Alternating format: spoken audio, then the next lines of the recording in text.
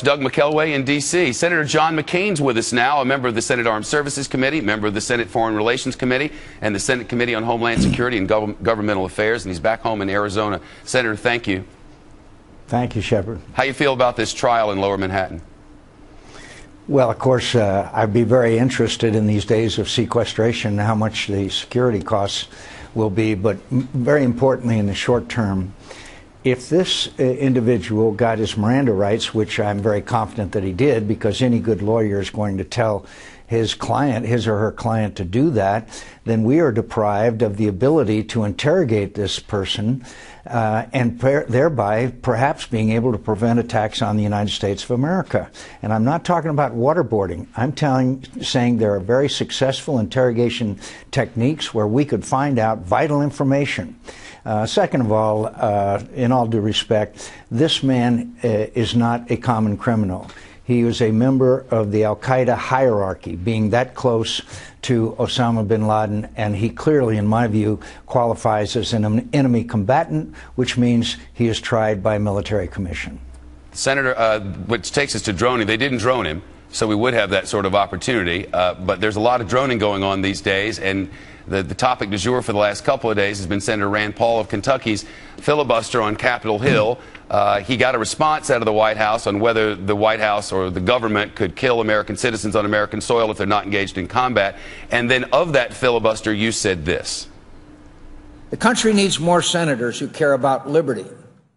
But if Mr. Paul wants to be taken seriously, he needs to do more than pull political stunts that fire up impressionable libertarian kids in their college dorms. He needs to know what he's talking about. About what is he confused, Senator? Well, first of all, I was reading from the Wall Street Journal editorial, which I thought was right on mark. That's why I read from the editorial.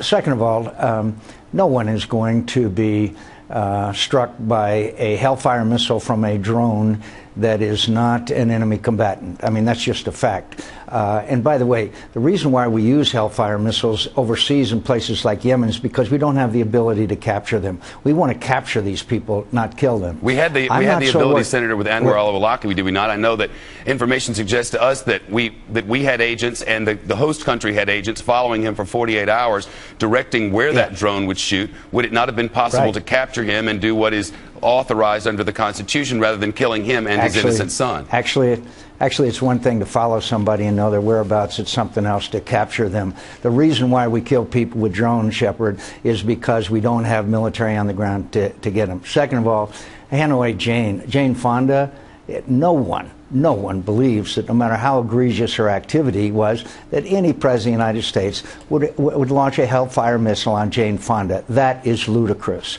So instead of, right now the centrifuges are spinning in Tehran. The North Koreans have threatened to launch a nuclear weapon against us and are threatening their neighbors. 70,000 people have been massacred in Syria while we sit and watch, and the Mideast is on a tinderbox. That's what we should be discussing. That's what we should be debating, not the impossible scenario. And by the way, I want more congressional oversight. I want the whole drone program switched over to the Department of Defense so that we can have the kind of oversight that it needs. How about this, Senator? We need to have debates in Congress. Go ahead. What about, take it back to the root? After the attacks of 9/11, Congress gave then President George Bush the authority to use drone strikes. Would you be willing to entertain the idea of Congress debating the beginning and where that came from, maybe to better define when and with whom and where we're at war, and to put more parameters on the president's ability to drone? Frankly, that's just what I just said. But I noticed that very few Republicans, if any, minded when George Bush was president about launching drone strikes. So maybe that's logical. But of course, I will repeat, we need congressional oversight. I believe it should be, all of this should be transferred to the Department of Defense. We need parameters as to the president's behavior. We need more transparency. But to somehow translate that into dropping Hellfire missiles on people in cafes in the United States of America, that is not what we should be discussing. But part of this is about technology, and part of this is much bigger. Listen to what Rand Paul said in response to yours and Lindsey Graham's appearances on Capitol Hill.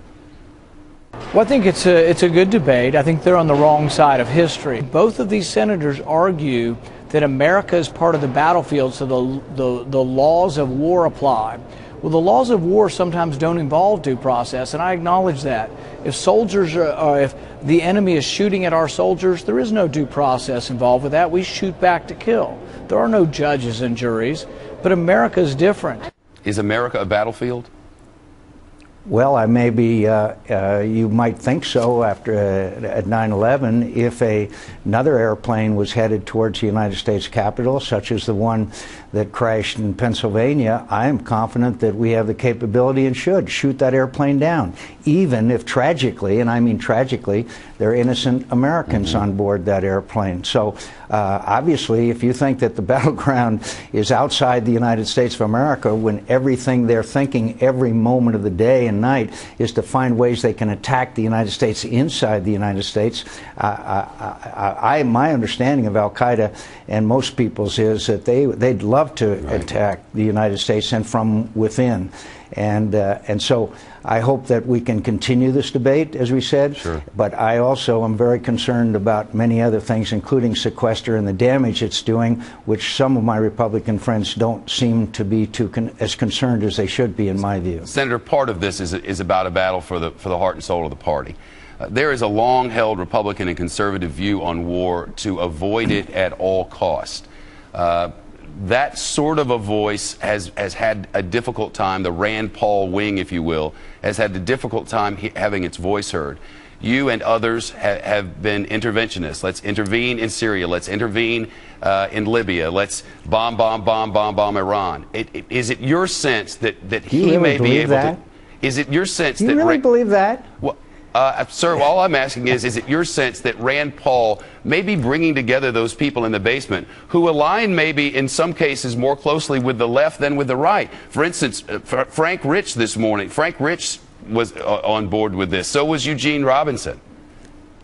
Well, first of all, let me say that Senator Paul was the one vote against the resolution in the United States Senate that said that we should not allow Iran to acquire nuclear weapons. If you're going to go back to this joke I said to a fellow I didn't mean it as a joke, Senator. About bombing, no, it was a joke, and you're saying that I wanted to bomb Iran, and of course I never did. The party of Ronald Reagan is the party that believes that we should have peace through strength, and that's the best way to prevent these things. I'm of the party of Ronald Reagan, and there's been a debate in our party for years and years about whether we should withdraw to Fortress America or not. But to say that we are interventionists is a mislabeling and absolutely false. We are for a strong America, and we believe that's the best way to prevent war, rather than a weakened military, which many of my colleagues now support, who are the isolationists, which goes all the way back to post-World War I. Sure. Well, one thing's for sure, Republicans want to win.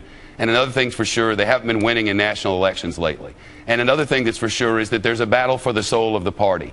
And there appear to be two wings. It appears that Rand Paul just made his entrance onto the national stage. And upon watching your quotes and Senator Lindsey Graham's quotes, the Republican strategist Rick Wilson saw this and said, Senator Graham, and asked if this was representative of the twilight of the old order of the Republican Party. Is the Republican Party changing, and do you think the change is good?